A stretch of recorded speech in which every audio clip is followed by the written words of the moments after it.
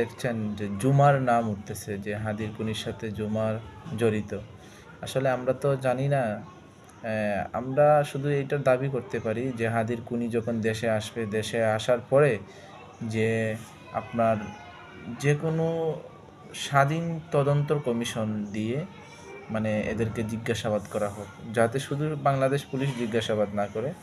কেন এখানে রাজনৈতিক অনেক হস্তক্ষেপ হতে পারে, অনেক কিছু হতে পারে।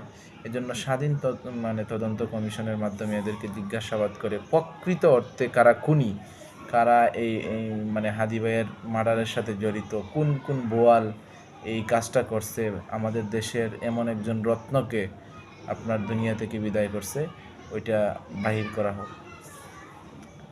আপনার স্বাধীন তদন্ত কমিশনের মাধ্যমে যদি এটা করা হয় তাহলে আশা করা যায় মানে 100% যে মূলত কে করাইছে এটা ফয়সলে দিয়ে এটা আপনার বাহির হয়ে আসবে।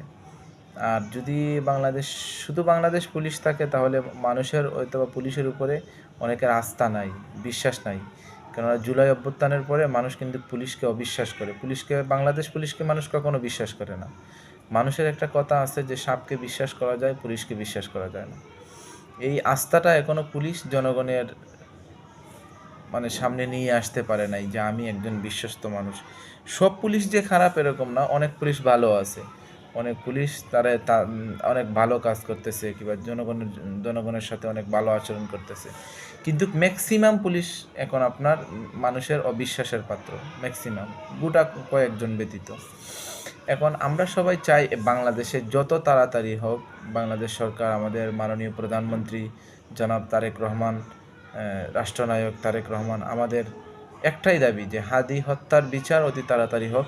হাদি হত্যার বিচার যতদিন বাংলাদেশে না হবে ততদিন বাংলাদেশের অপরাধ, এরকম গুম, এরকম মার্ডার যারা করার উৎসাহ দেয় এবং যারা করে তাদেরকে আপনার দমন করা সম্ভব হবে না।